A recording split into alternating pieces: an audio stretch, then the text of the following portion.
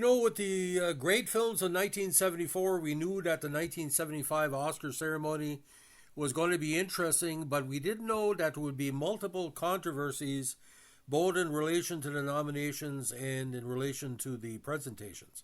Now, the ceremonies were presided over by Bob Hope, who basically disappeared from the start, Shirley MacLaine, who looked drunk, Sammy Davis Jr., was so disjointed he was mispronouncing names of some of the presenters, and Frank Sinatra, who had to do two things: tell Dustin Hoffman to go screw himself over that garish comment from weeks before saying the Oscars were basically a meat show, and the fact that the winner of Hearts and Minds gave a political speech and he had to put a disclaimer about it.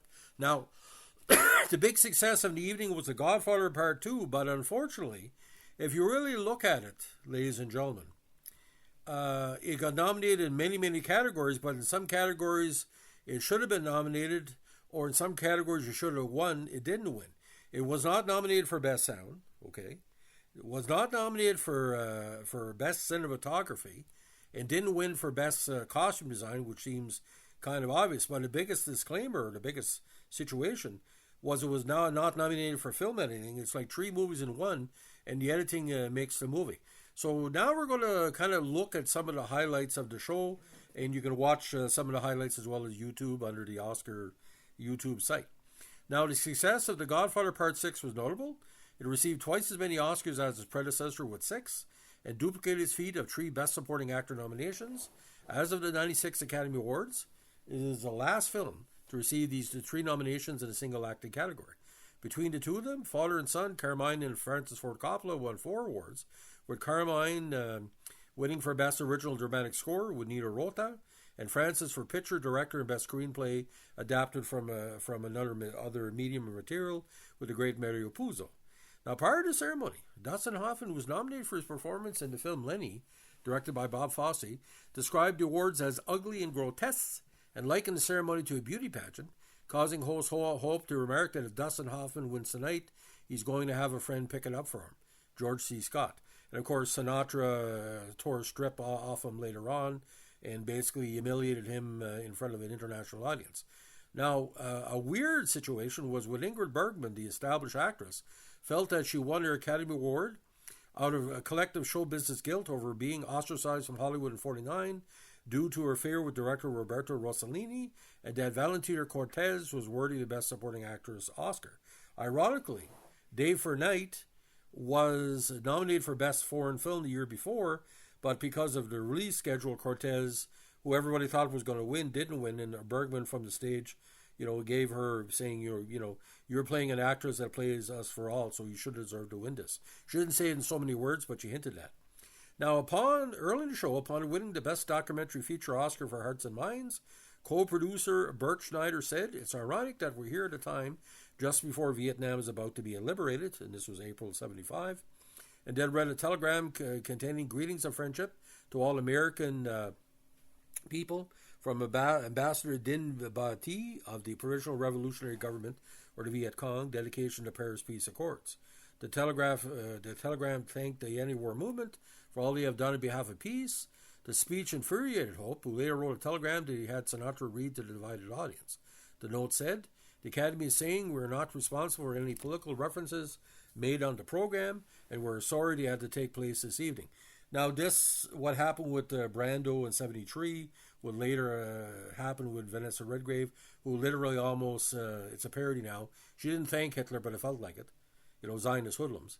Now, the speech also infuriated a third co-host, Shirley MacLaine, and actor Warren Beatty, who sarcastically retorted, "Thank you, Frank, you old Republican." MacLaine, for her part, remarked, "You said you were speaking for the Academy. Well, I'm a member of the Academy, and you don't ask me." This was the only Oscar ceremony which all of the nominees in a single category were released by the same studio, and one of the best presentations of the night, where Lauren Bacall was introducing Best Costume Design nominations, and it was kind of weird, ladies and gentlemen. It kind of recreated the giveaway part of Chinatown in the presentation. Now, if you can find it on online, people wore outfits from The Great Gatsby, Chinatown, Daisy Miller, very underrated movie, The Godfather Part 2, and Murder on Orient Express. Now, the big updates, of course, were the special effects and sound and cinematography for the Danger movies. Earthquake won for Best Sound. Best Cinematography went to the Towering Inferno. He also won Best Film Editing. And this was the year of the, what they call the disaster movie, because Earthquake and Towering Inferno, which of course led to Airport soon after, basically it was a time where people were going to the movies and being, freaked out. Now, Robert Town winning from Chinatown, not a big surprise. What's really a big surprise that Francis Ford Coppola didn't win for Conversation. A lot of people believe that's good. And it's kind of weird, too, talking about Day for Night, again, best foreign film the year before, and it was nominated in most of the major categories. And, of course, best foreign language film, Amarcord, a very, very good movie from Italy. Now, there was a lot of parental thing because the double winners occurred quite often. There was 2 winners for Towering Inferno, 2 winners for Earthquake, 2 winners for We Will Never Love This Way Again. But ladies and gentlemen, the idea, this was kind of a Brat Pack reunion, and Shirley MacLaine was considered kind of the most key line tonight. He said there's many movies came out this year, but not many women are in the movies. This wasn't a year for women being showcased in the movies, if you look at it. Godfather Part 2, Chinatown, The Conversation, Lenny, and Towering Inferno, very masculine movies that were nominated for Best Picture.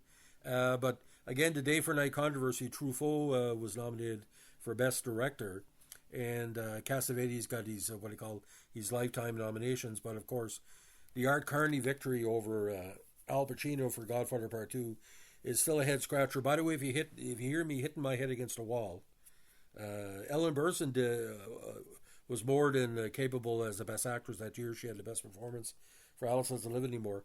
But my God, ladies and gentlemen, Al Pacino, that's a double nomination, and he didn't win. Pretty freaky. And Jack Nicholson, there should have been a three-way tie that year between Nicholson, Pacino, Albert Finney. That's the 3 best. So the worst actor of the 5 won the Oscar, in my opinion. So if you can find, like I said, it's not the full ceremony because there's music rights, but if you can find it online on YouTube, it's quite interesting. I go back every once in a while. But, it's kind of weird, like I said, to see the start of the controversial acceptance speeches at the Oscars. This is where it really got hot. Because Hearts and Minds, they had no indication that they were going to read a telegram from the Viet Cong on the show, especially in NBC. I don't think that's something anybody saw coming, and we're still trying to recover it. So, ladies and gentlemen, if you like a controversial Oscar ceremony with a little bit of a cup of tea and a piece of cookie on a weekend afternoon where we're watching YouTube, this is a show to watch. So, ladies and gentlemen, if you like what we're doing here, we're Entertainment Tribute Podcast. Let us know with a like, comment, subscribe, or share.